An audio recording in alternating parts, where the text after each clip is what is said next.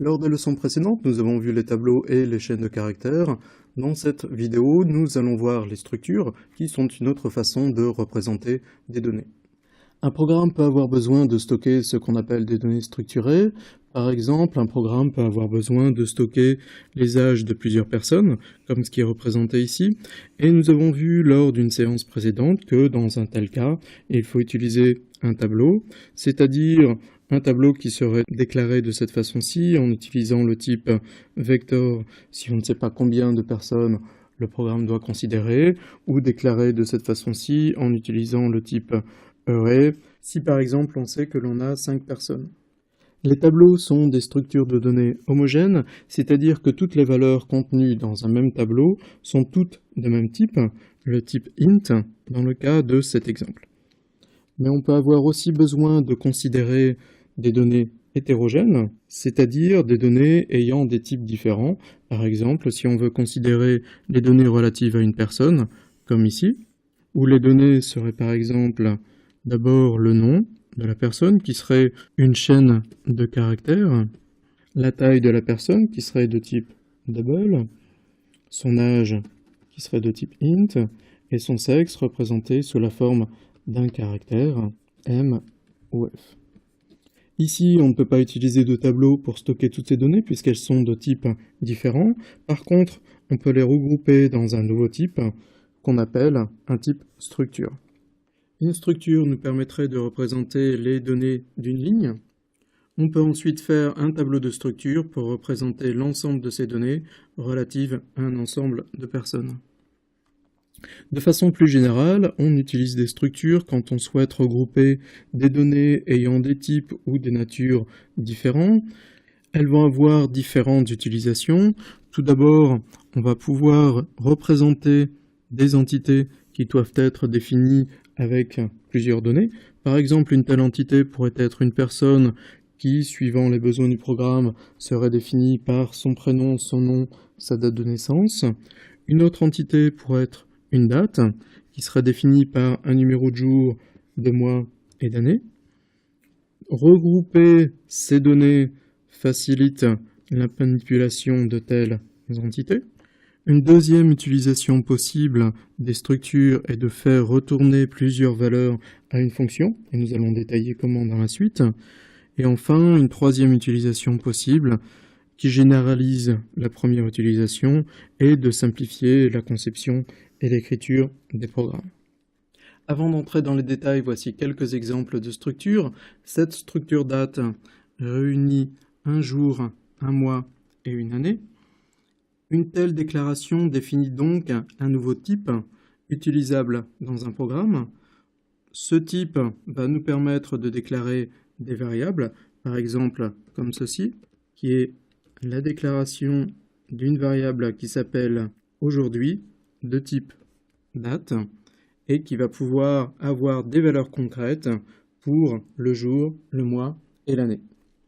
Cette structure étudiant regroupe le nom d'un étudiant avec le nom de sa section sous la forme de chaîne de caractères, ainsi que ses inscriptions au cours sous la forme d'un tableau où les éléments seraient de type cours, où cours serait une structure qui devrait être déclarée plus haut, et la dernière donnée contenue dans la structure serait la moyenne des notes de l'étudiant. Cette structure particule serait utile à un programme de simulation de physique puisqu'elle regroupe les valeurs relatives à une particule élémentaire, avec tout d'abord la position de la particule sous la forme d'un vecteur à 3 dimensions, la vitesse de la particule qui aurait également 3 coordonnées, ainsi que la masse et la charge de la particule, qui sont toutes les deux de type double. Une structure est donc un nouveau type qu'un programmeur va définir et déclarer en respectant la syntaxe suivante, c'est-à-dire en commençant par le mot-clé struct, suivi du nom qu'il veut donner à la structure, suivi entre accolades ouvrantes et fermantes de la liste de ce qu'on appelle les champs de la structure et qui sont les données que regroupe la structure. Et vous pouvez remarquer que la déclaration de ces champs ressemble beaucoup à la déclaration d'une variable, puisqu'une déclaration commence par le type qu'on veut donner au champ, suivi de son identificateur ou son nom, suivi d'un point-virgule. Notez enfin qu'il faut un point-virgule après l'accolade fermante. Une structure est le seul cas où un point-virgule apparaît après une accolade fermante. Par exemple, ce code définit une nouvelle structure, donc un nouveau type qui s'appelle personne et qui sera utile pour définir le type des éléments du tableau qu'on a vu au début du cours, puisqu'elle regroupe le nom, la taille, l'âge et le sexe d'une personne. Cette autre structure s'appelle complexe et regroupe deux champs, un champ X et un champ Y, et serait utile pour représenter des valeurs complexes par opposition à des valeurs réelles qui se noteraient en mathématiques X plus Y.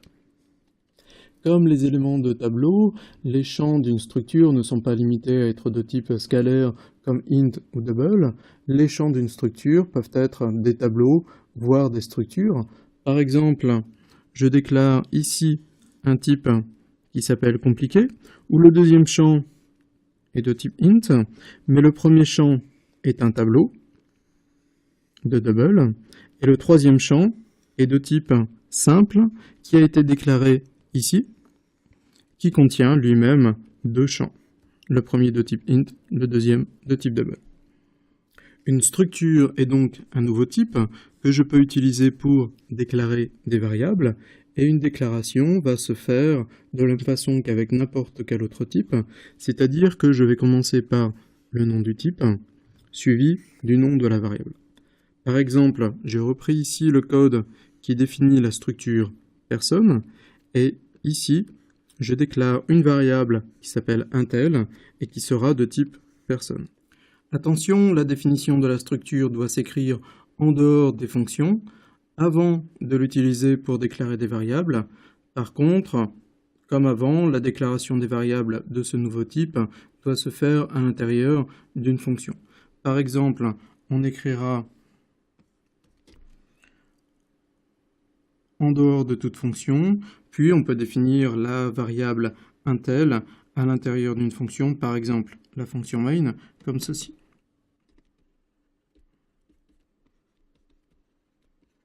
Cette variable intel, je peux la représenter de la façon suivante.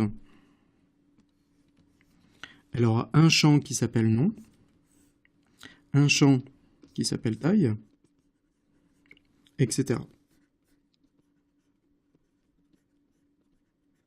Dans ce deuxième exemple, je déclare tout d'abord une structure qui s'appelle complexe avec un champ X et un champ Y, et je déclare ici une nouvelle variable qui s'appelle Z, qui sera de type complexe, et donc Z va contenir deux champs, un champ X et un champ Y. Comme avec les autres types, on peut initialiser une variable de type structure au moment de sa déclaration. Et ça va se faire avec la syntaxe suivante.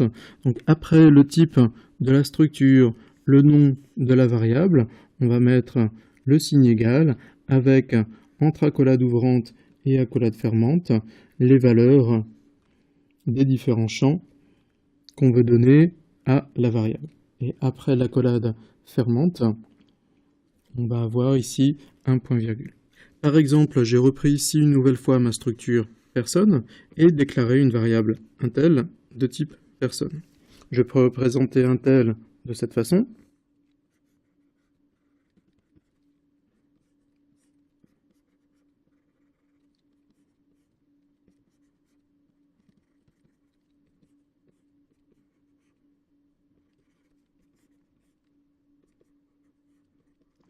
Cette déclaration initialise également les champs de la variable intel.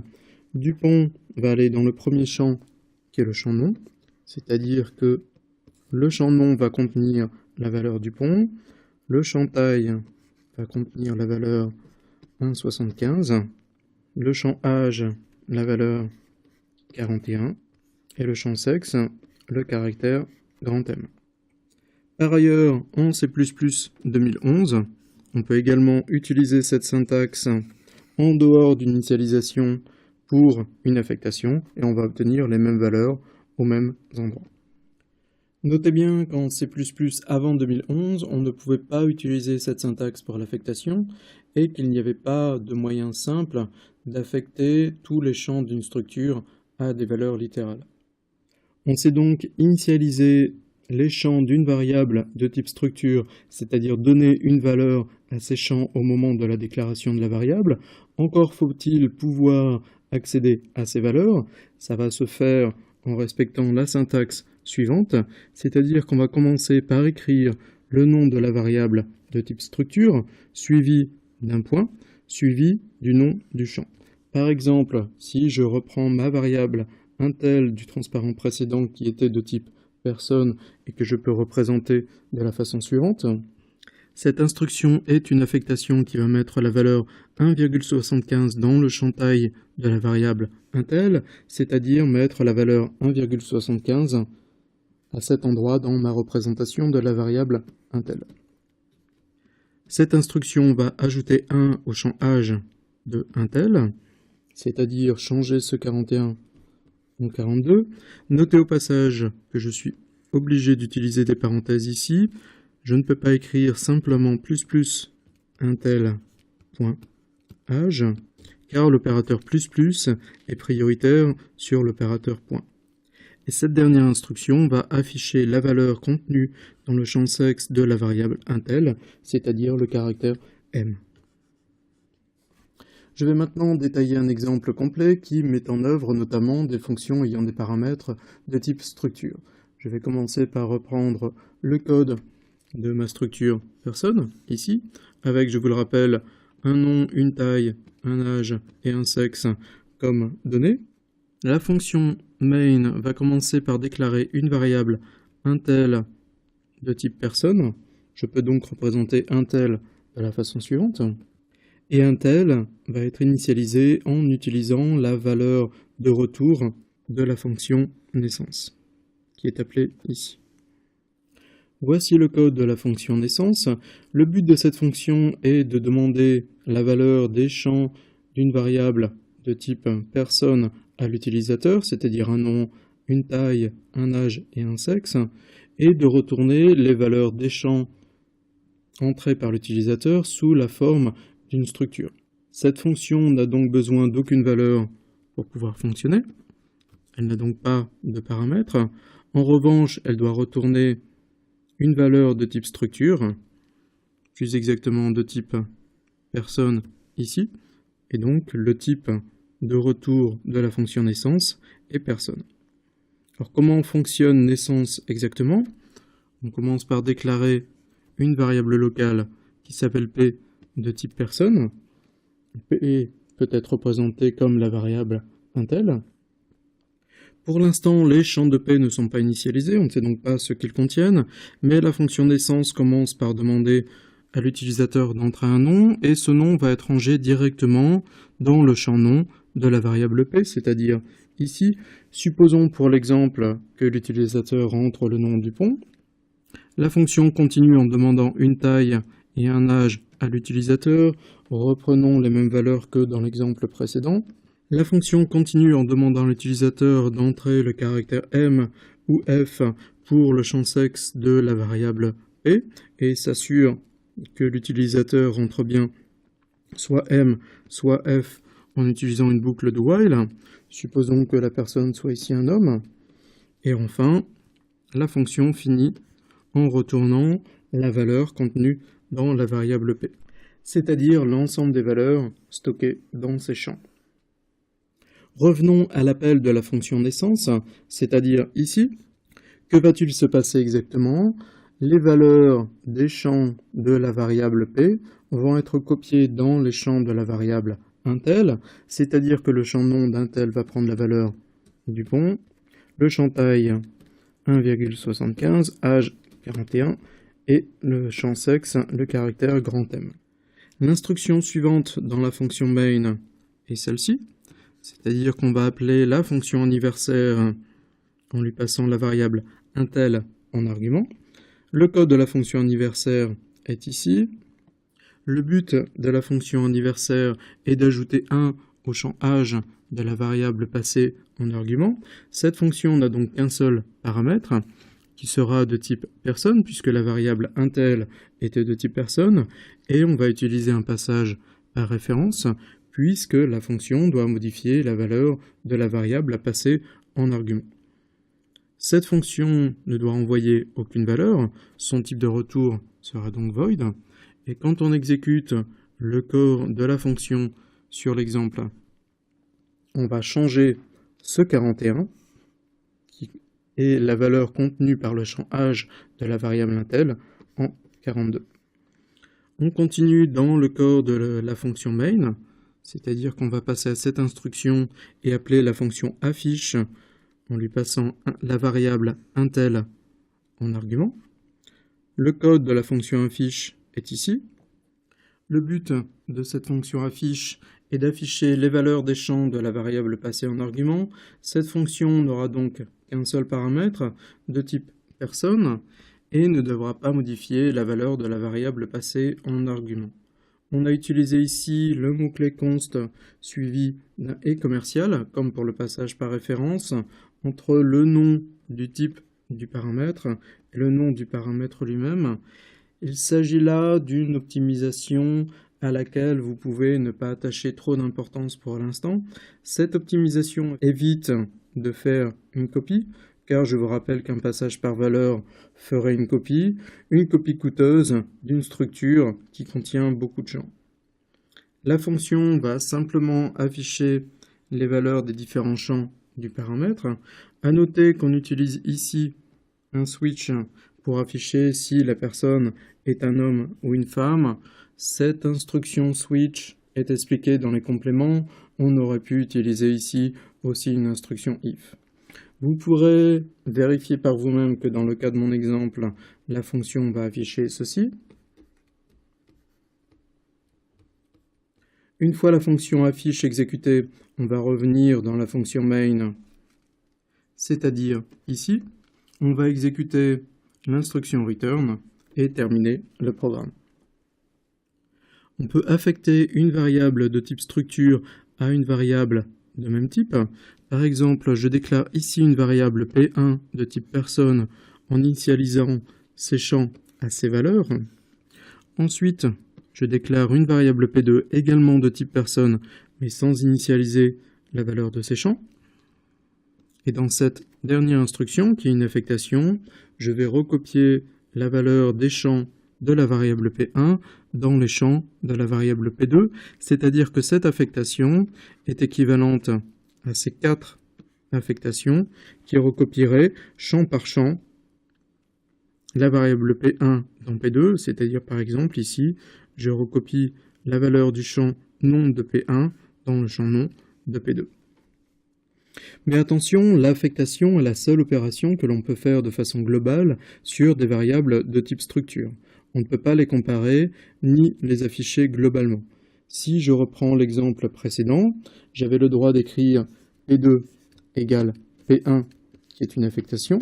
Par contre, je n'ai pas le droit d'écrire P1 égale P2 pour comparer P1 et P2, ni d'écrire par exemple Cout inférieur P1 pour afficher les valeurs des champs de P1.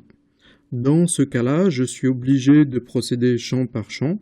Par exemple, je peux utiliser cette instruction pour afficher les 4 champs de P1, mais évidemment, il vaut mieux écrire une fonction qui ferait cette comparaison ou cet affichage. C'est ce que nous avions fait avec la fonction affiche d'un exemple précédent.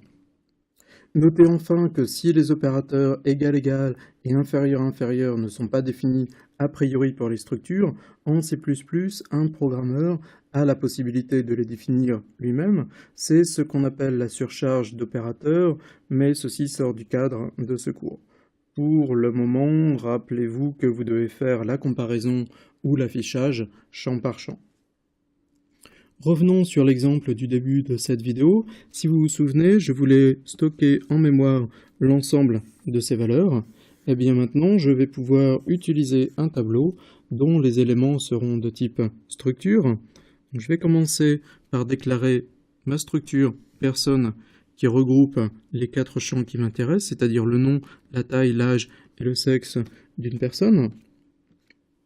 Et je vais déclarer un tableau que j'ai appelé personne ici, dont les éléments seront de type personne. Maintenant, chaque ligne de cette table va correspondre à un élément de mon tableau, et chaque colonne de la table va correspondre à un différent champ des éléments du tableau. Je peux représenter le début de mon tableau personne de cette façon. Chaque élément du tableau personne va contenir un champ nom, un champ taille, etc. Tout ceci constitue le premier élément du tableau personne. Et cette affectation va mettre, entre autres, ces valeurs dans le premier élément du tableau personne, c'est-à-dire que Dupont va aller dans ce champ, 1,75 dans ce champ, 41 ici, et M ici. J'ai dit que les structures étaient également utiles pour permettre aux fonctions de renvoyer plusieurs valeurs. Par exemple, je peux avoir envie d'écrire une fonction division euclidienne qui renverrait à la fois le quotient et le reste de deux valeurs passées en argument. Eh bien, dans un tel cas, j'ai plusieurs solutions possibles. Je peux donc faire renvoyer par la fonction une structure qui va contenir les différentes valeurs à retourner. Une deuxième possibilité est de passer des variables par référence et de les affecter à l'intérieur de la fonction aux valeurs que la fonction doit calculer. Nous allons voir un exemple sur le transparent suivant. Une troisième possibilité, dans le cas où toutes les valeurs sont de même type, est de faire renvoyer par la fonction un tableau dynamique qui va contenir ces valeurs.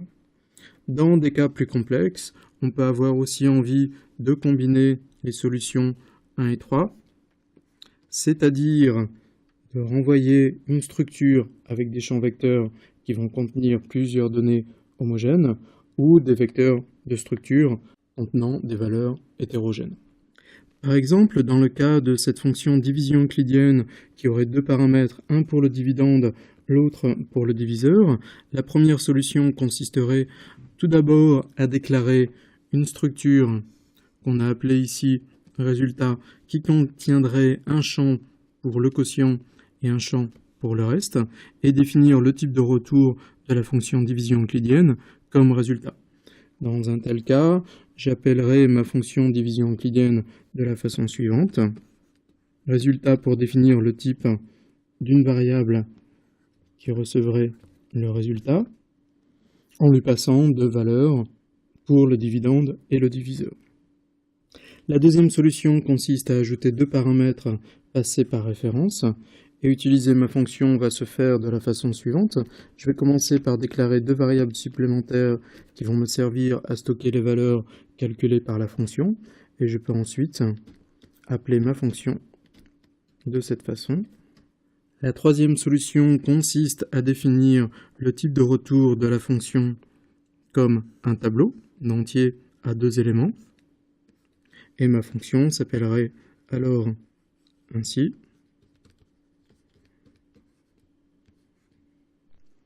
On a utilisé ici le type array, mais on pourrait utiliser aussi le type vector, puisque le type vector est la forme la plus générale de tableau. En résumé, les structures permettent de regrouper plusieurs données sous un même type et servent à représenter des entités comme des personnes ou des dates, à faire retourner aux fonctions plusieurs valeurs et plus généralement à simplifier la conception et l'écriture de programmes. Donc je vous invite maintenant à répondre au quiz pour tester les connaissances que vous avez acquises sur cette nouvelle leçon.